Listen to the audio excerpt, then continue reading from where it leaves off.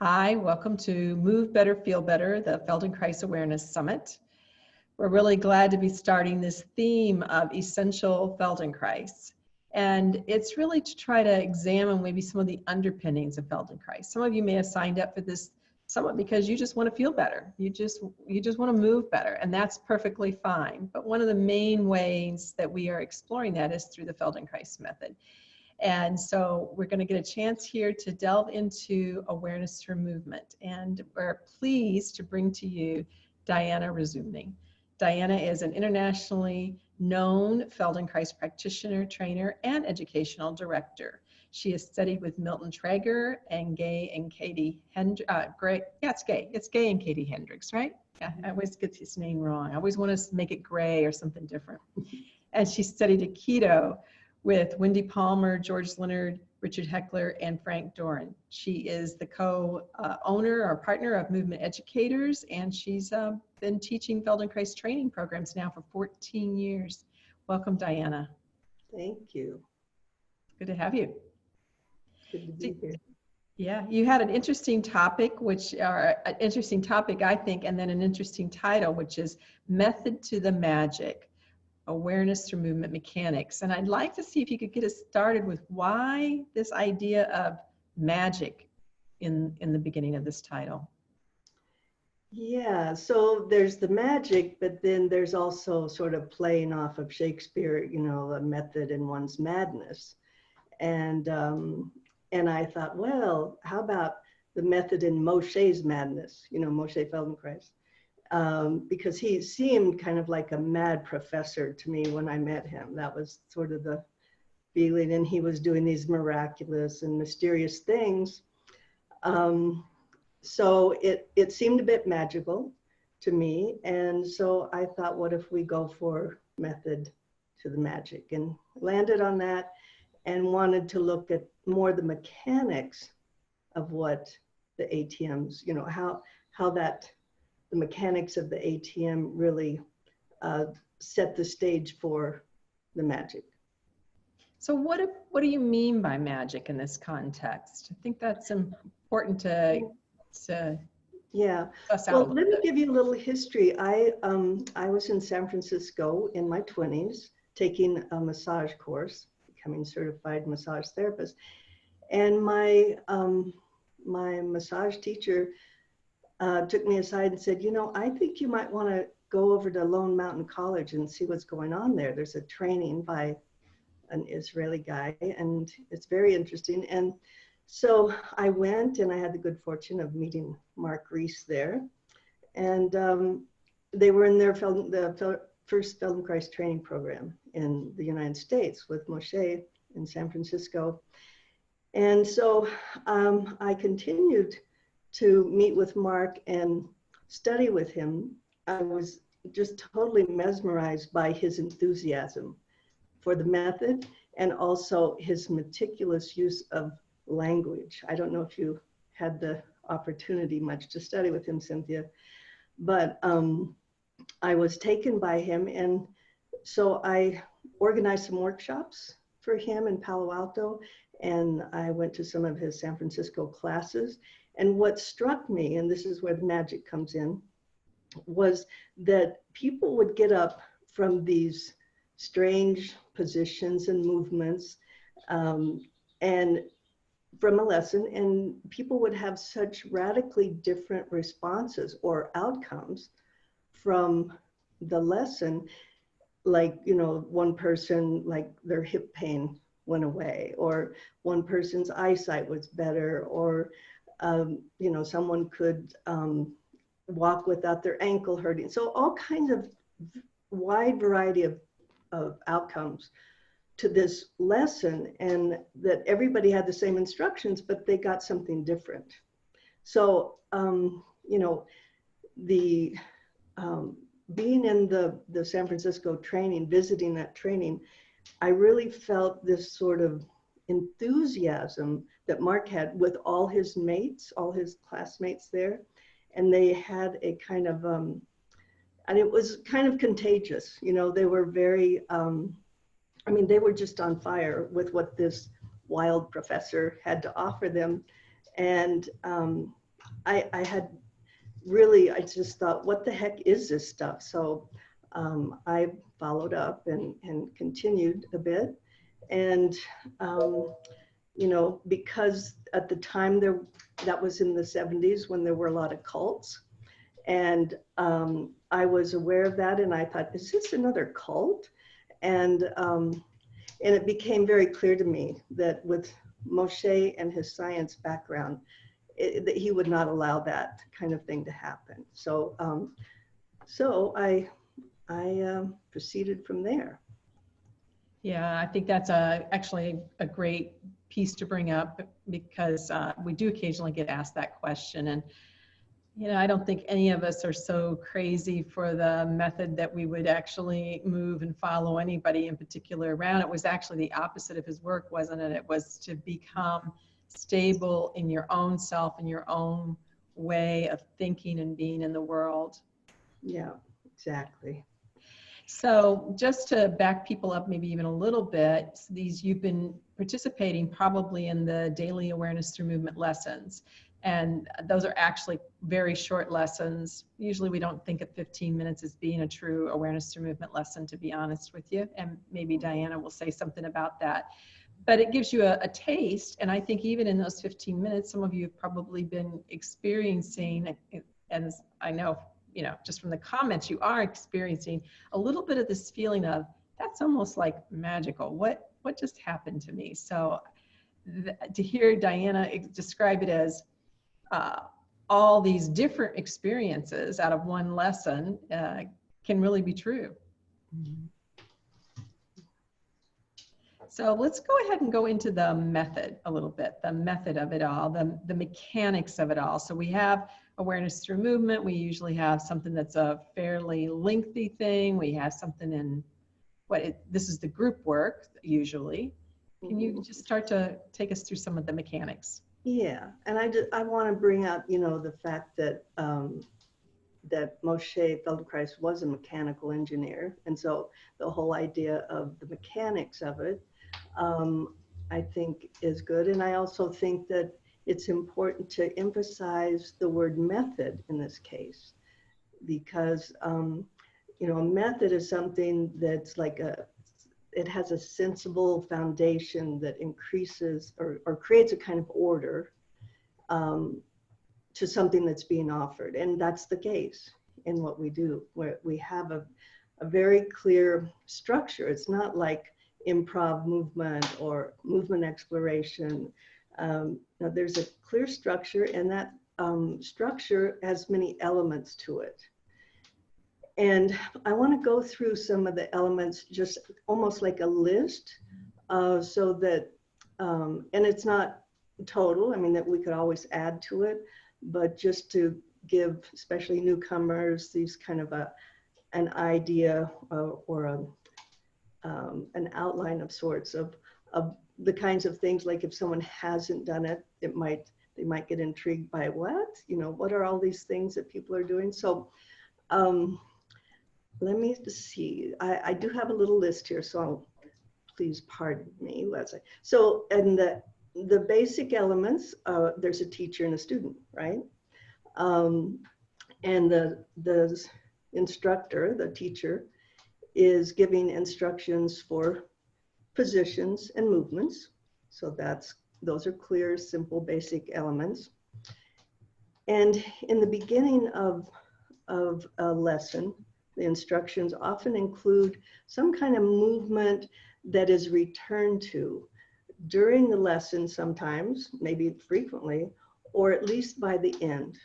So we have a kind of scientific little research project that we're doing where we're starting with something, we do a bunch of strange things, and then we come back to it and we see, is there a change? And that's one of the elements in the structure of a lesson, is we call attention to the changes or the differences and stimulate the brain in that way. There's a lot of research that we could go into behind each of the element, but that's not what I'm here to share so much. There are pauses between movements, and then there are rests between if you're doing one movement several times and you're pausing in between each time you do it, there is also a rest that gives you a break from the whole thing. And this was one of the things I thought was so strange when I first started, was like, you know, they're asking us to rest and we're not even tired. What's that about? You know, there's a lot about that. And, you know, you can always, like I say, go into the research behind it all. Another of the elements that are really important is the slow and the small of the movement. So we move slowly often and small, and we're encouraged not to go to the limit of what we can do. And another element is really the instructor is taking care of the timing of all of these things and guiding the students' attention so that they can become aware of what they're doing. So the awareness is a huge element to what we're doing.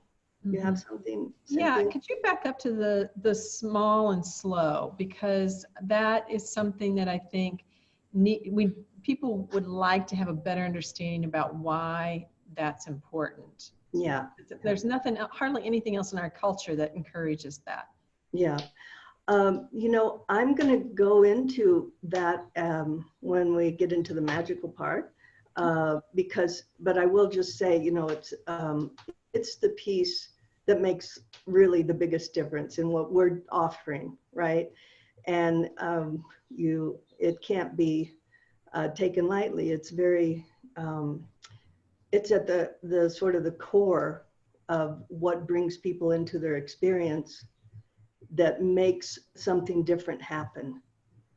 And it's very personal what happens as a result of that slowing down and doing things in a small way so you can pay attention, and that starts to develop the awareness that is then taken out into the world of your normal speed kind of movements.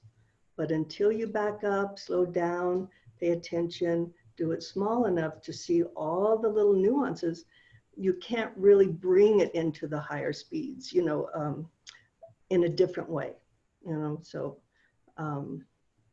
and we'll talk a little more about how that really feeds into the magic.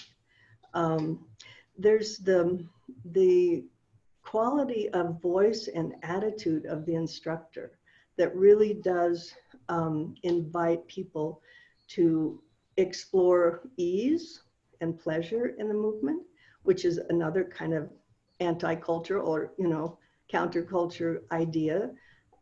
It's coming, it's more out there than when we first got exposed, or I first got exposed to Feldenkrais.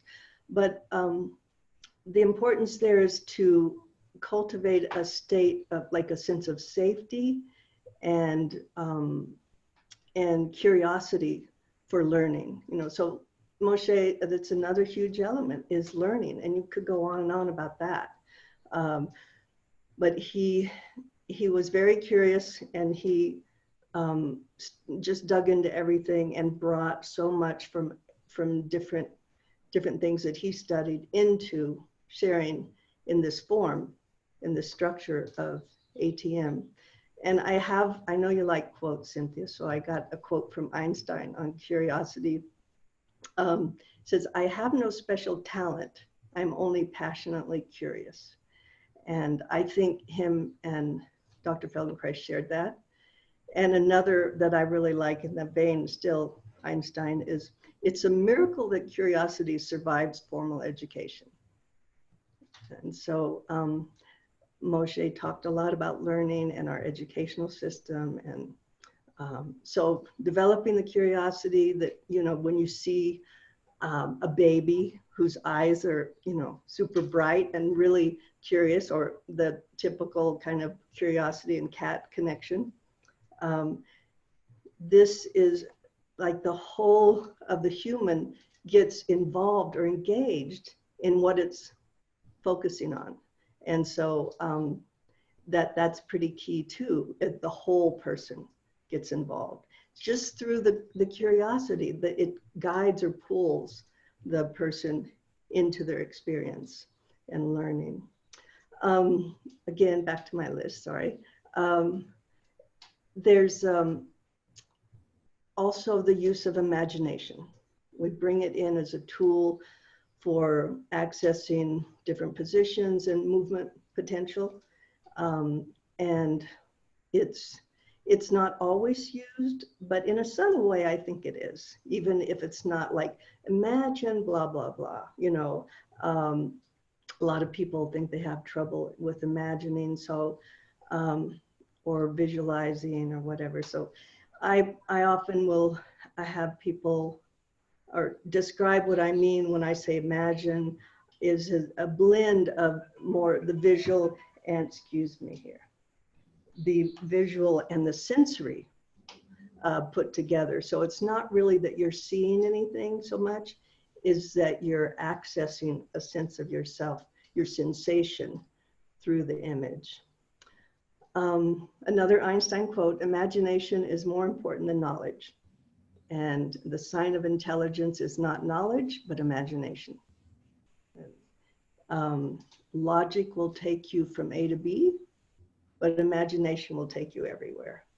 So, you know, it's almost like imagination and curiosity are cousins of sorts, you know. So, okay, so those are a few elements.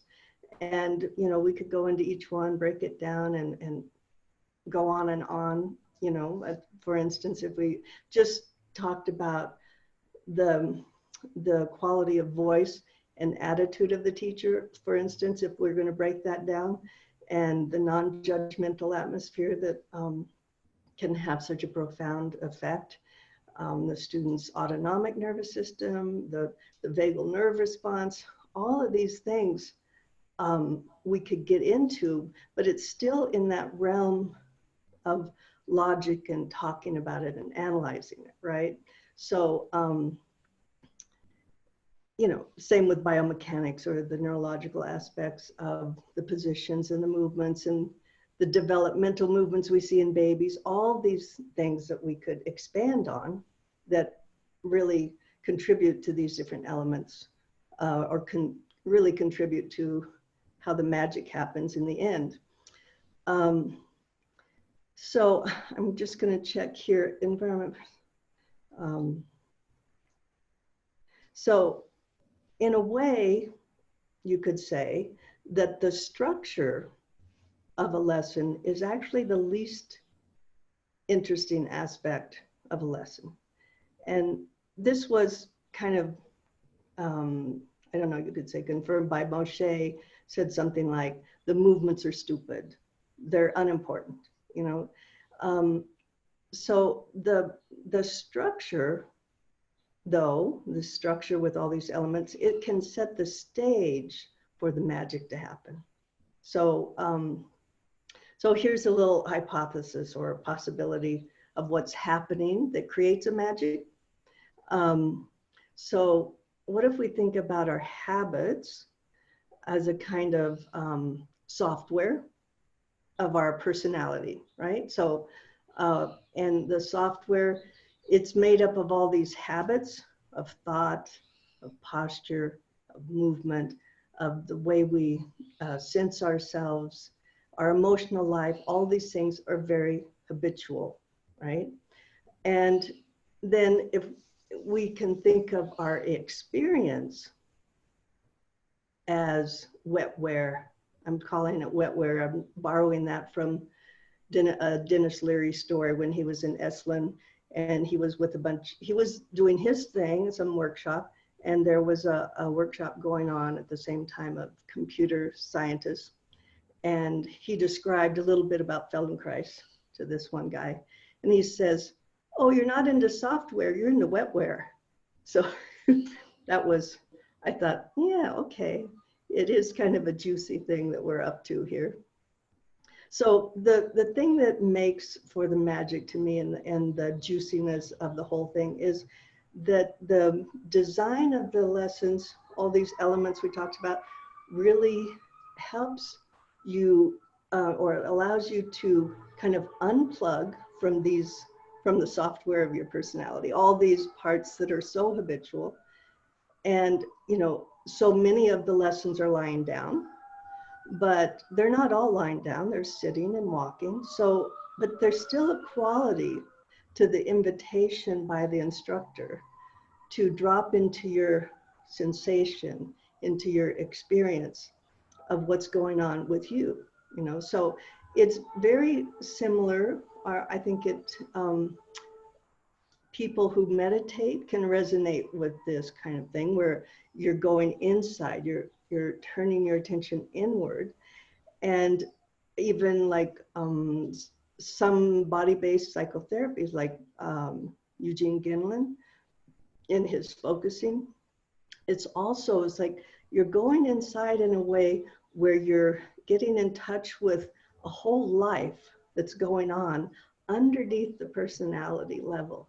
So this to me is where what sets the stage, or what makes it possible for the magic to start to happen, because it's so personal. We all have, you know, our personal histories.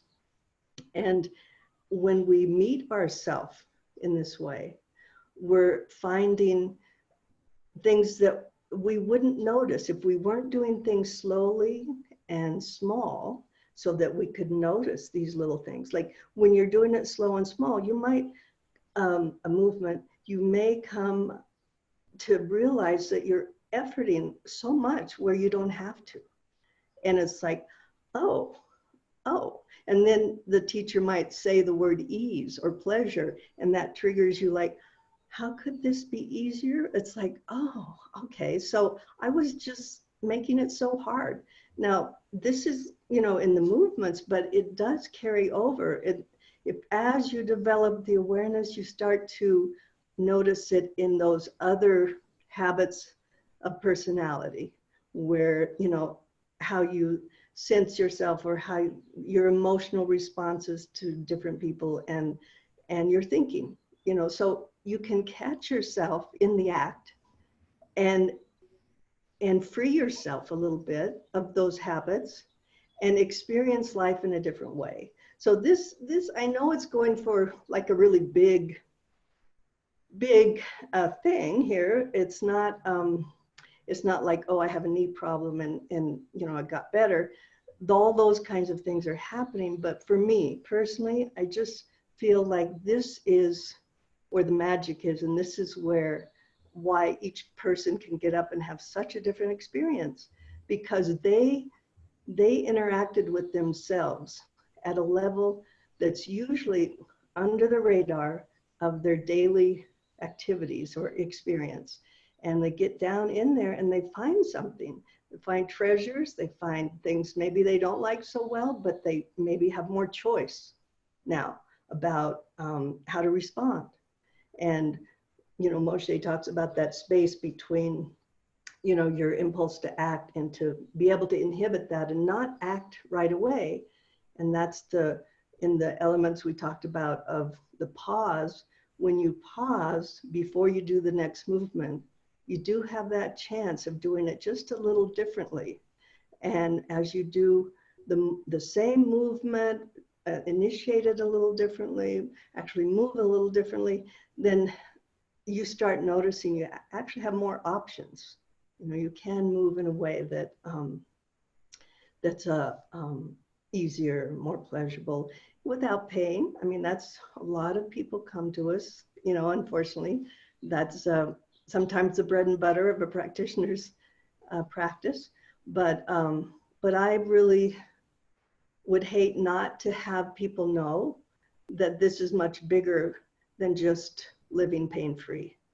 I think it goes so much farther, and that's the part for me that feels, yeah. So I think, you know, the magic in the method, or the method to bring us to this magic, is sometimes in the beginning when people come to their first awareness through movement lesson, and they get results are produced beyond what they can understand or make sense out of. It doesn't seem logical, but it, you know, it's not that great to be analyzing the ATM while you're in it. It's, you know, it's that process of dropping in that gives us access to ourselves in a different way.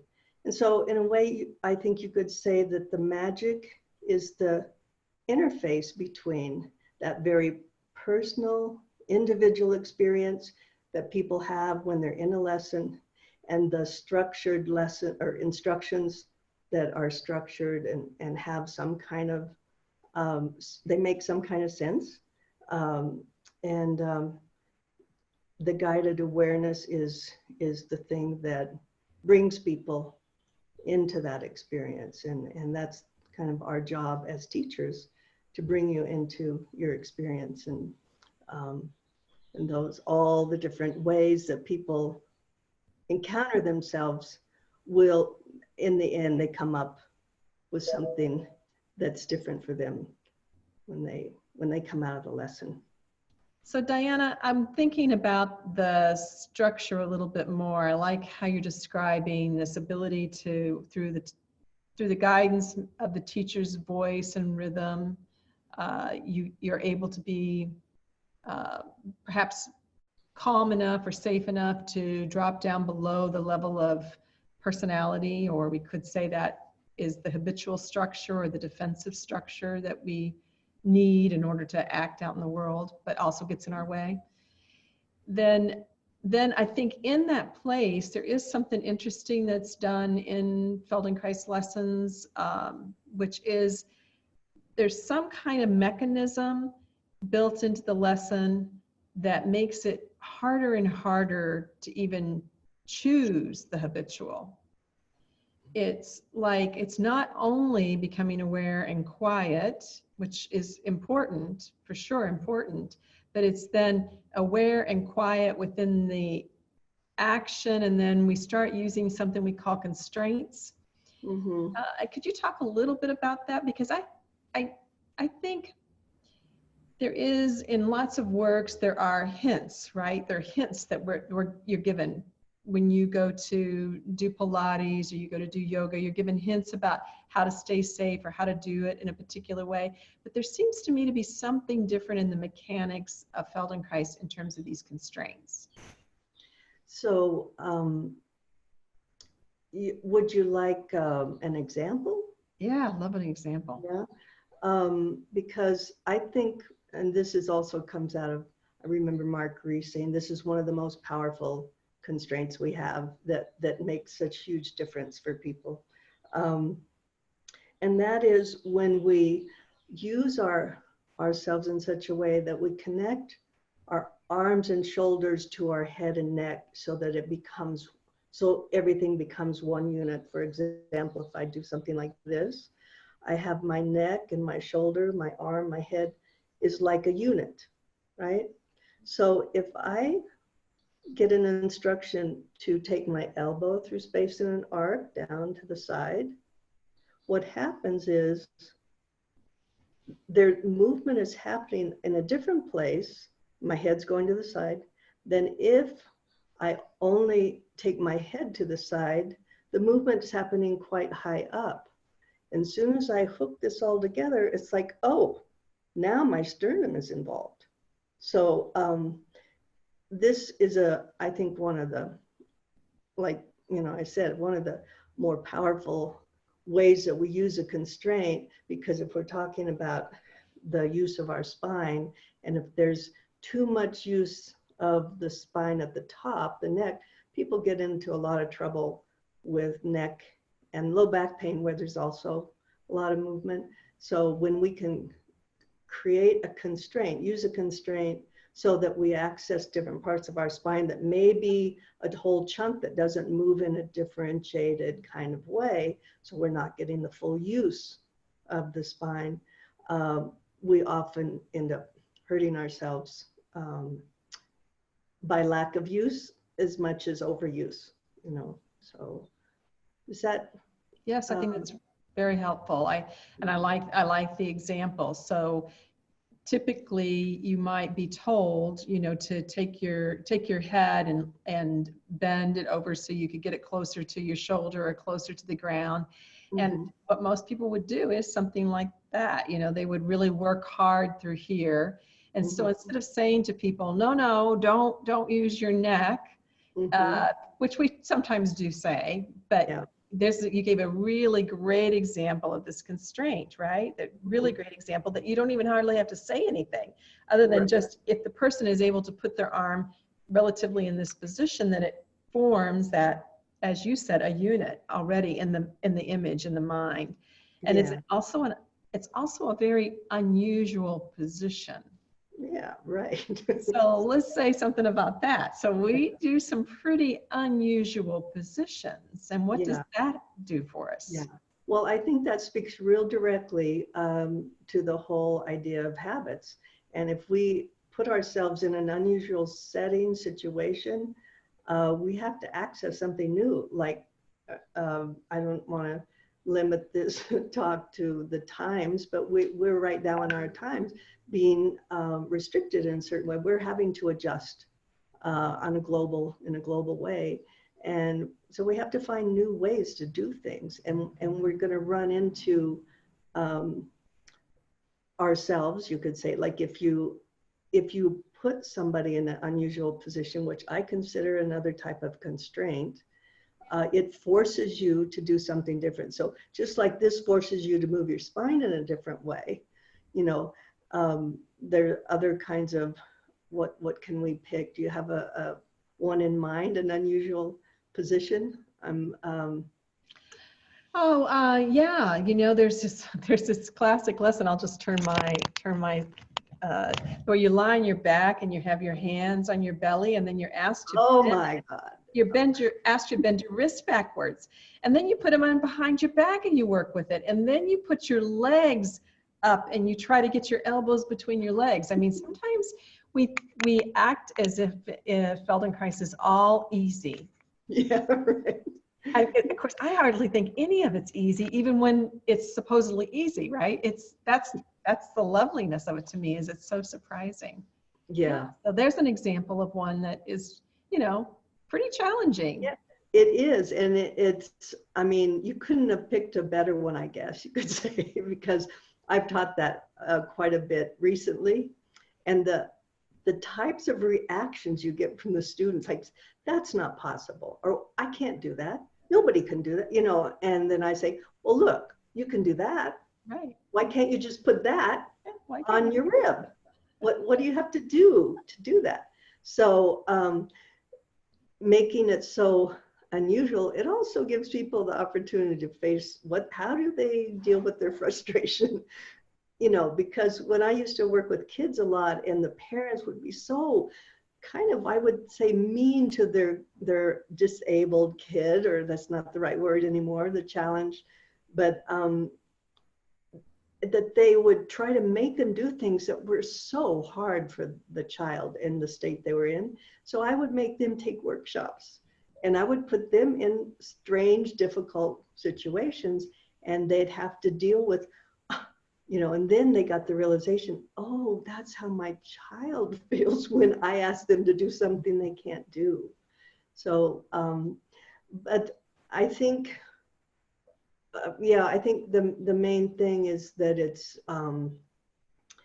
it gives us an opportunity to realize that there's a lot of areas we're not using in ourselves and that we're unconscious of, and even because this is a frustrating lesson as a practitioner, a teacher as well, right? Mm-hmm. Because you know you're going to run into the problem, you know it's coming, and it's still, for me, it's still tricky not to get hooked by their frustration and their, you know. Now we're getting more into the practitioner side of it. I know. Yeah, but there's a lot of professionals here as well. So we have a huge number of people who are just taking this for their own health. There's a lot of professionals trying to understand the difference, and I think that's a really good one, Diana, to pull forward, because I've had some discussions recently online with some physical therapists, and they're trying to figure out what's the difference between what they do and what we do. Mm-hmm. And and this is not a criticism of any work. Everybody's got something that they offer, or we wouldn't have named them all these different things. I don't believe that they're all the same. Some of them are more compatible perhaps with each other than others, and everybody has something virtually to offer. But I think this element right here of how we deal with when the student can't do what it is that, and I'm going to put that in quotes, can't do what it is that we think we're leading them to do. I mean, there's a difference between first, I think, as a Feldenkrais person, hopefully, about what is it we think we're leading them to do.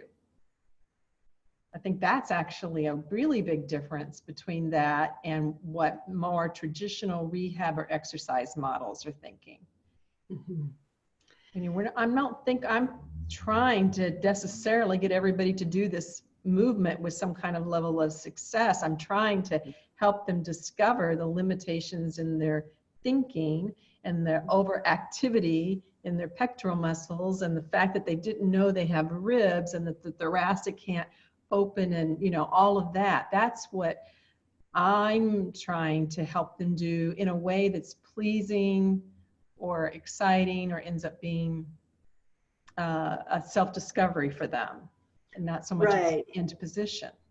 And I think that's where it's a good time to bring in some playfulness and some curiosity, and get people laughing a little bit and engage in that way to lighten up. It's like, look, this is just a simple little exploration, sort of, and let's just approach it more like, well, let's see what's possible. And because there's a certain clamp down that begins to happen, it's like, no, I can't do it. And then bam, it's like the breathing changes, everything tightens up, and then for sure you can't do it. And for sure you can't do it. So this goes back to something you mentioned earlier about him saying they wasn't in the movements. I mean, I think, of course, he was always speaking in these sort of paradoxes.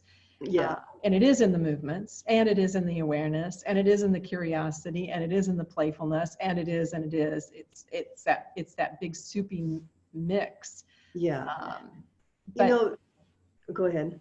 No, yeah, go ahead. No, it's fine. Cynthia, you said something a little earlier that made me think of, when I first, when I enrolled in my training, I couldn't afford it, right? And so I put on fundraisers, I called them, and I raised the money to go to class. And part of what I did was I sold future tickets for future workshops and future hands-on. So my friends, I had a lot of good friends at the time, and they would buy. And so I gave my first workshop when I was able to do that, when it was legitimate.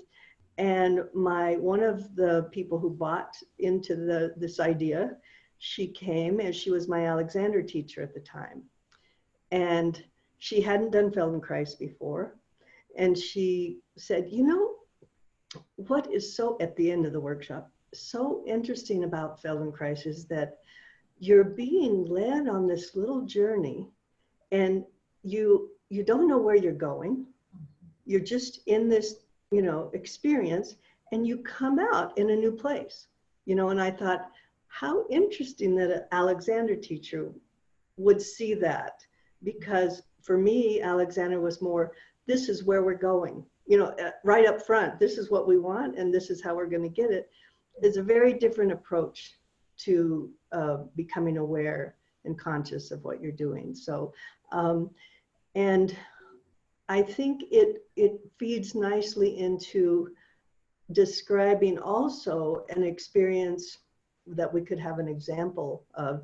If people are sitting, we could do a little thing that we could highlight this idea of being led, which, if it's a sitting lesson and the reference movement is to turn to look to the side. So we turn to look to the side and come back. And then as let's say we want to bring your attention to your pelvis. And if you're sitting and you feel your sit bones and you feel your contact with the surface you're on, that the next time you turn, you look, And you just see, is there any shift in the weight or where the pressure is under your pelvis on the surface, right? And so that could be a kind of a reference. And then if you turn to the, I'm turning to the right. I don't know if it looks like it's to the left on the camera, but if you turn to the right, and then while you're over there, lift and lower the left sit bone a little bit. Just do it a few times. You come back, bring it back down, pause there, lift again, and then pause or take a rest from that. Bring your head back to the front. And after, this would be called the rest. You know, we did a pause between the repetitions of movement. Now we're resting between doing the next thing. And now we'll go back to what actually is the reference movement of turning to look to the side again, same side, and see if there's anything going on that, do you feel like you have a little more range, or where you see on the wall is different. And so that was the pelvis. I'm breaking it down now a little bit here, meta commenting rather than just a real lesson. So now let's see if you take your head and think of adding your shoulders, your head and shoulders around to the same side, not changing sides. You look around, you take your shoulders that way as well. And then once you're there, leave your shoulders there, bring your head back to the front, look forward to where we started, and then back to the side and forward. Do that a few times, slowly, just make it easy, nothing to the limit. Bring everything back around and pause. This is actually more like the rest we talked about in the elements. And then after you have a little rest, once again, to the same side, look around yourself and see, is there more, something more to that for you? Are you looking further, different place? And so we're not gonna, in the interest of time, we're not gonna go into this totally, but what I wanna point out here, one is the rotation and the use of differentiating head, eyes, shoulder, all that is often one of those powerful sort of magical things that when we are in that realm of rotation, we get a lot of that. So what I want to bring to the foreground here is what we're talking about, like with my Alexander teacher, and what we said about the process is that sometimes when we do these, like the rotation lesson, where we're breaking parts down, we're having different parts of our spine get engaged. And then at the end, we put it all together. Like here, we just did the shoulders and pelvis, a little something. We didn't get into the ribs and the eyes, all these things we could do, fancy, unusual things.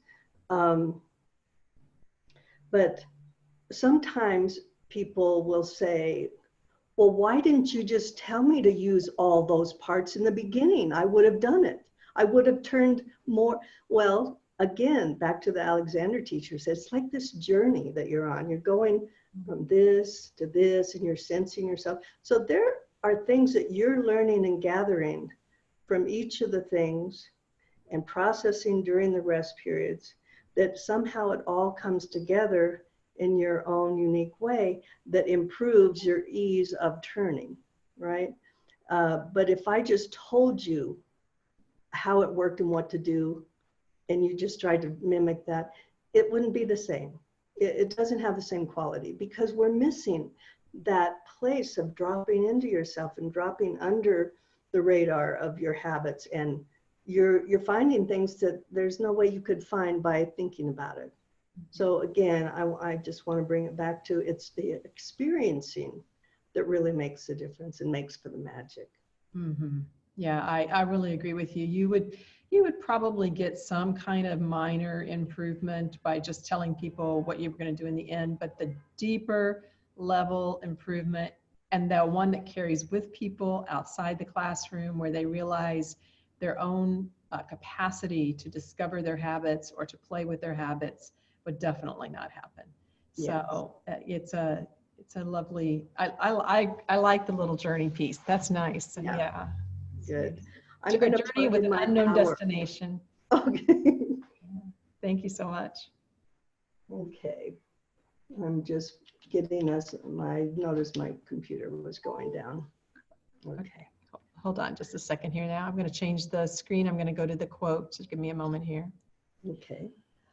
Well, Diana, it's been a pleasure to have you help us break open this issue of this understanding of awareness through movement, also called ATM long before there were ATM machines. And perhaps you could help us wrap up, as we've been asking all other speakers, with a quote that is inspiring you right now.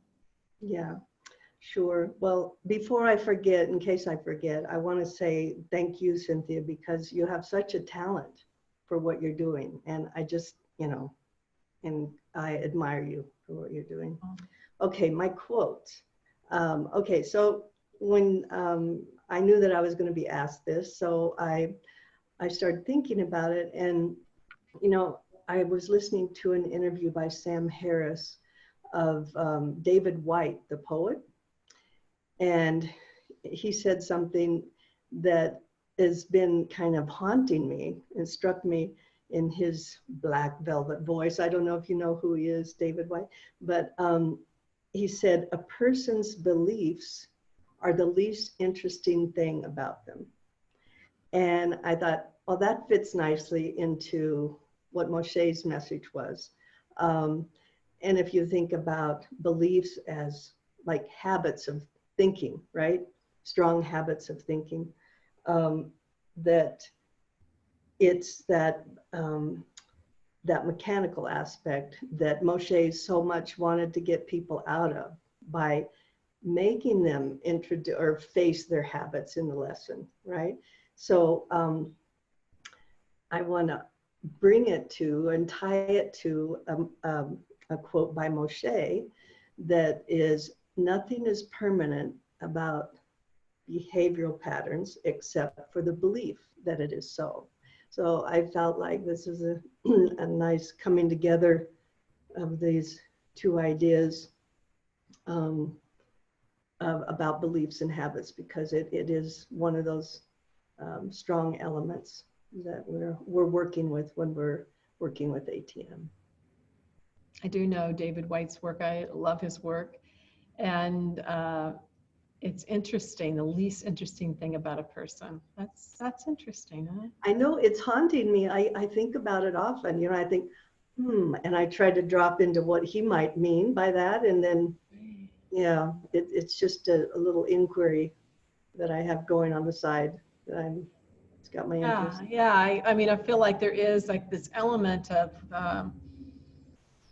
personality for all of us that's so limiting. So so it's an interesting idea that, if we were able to drop down with people below that level of personality, like you were saying, the method helps to happen. I like it. Thank you so much. Yeah, thank you. Yeah.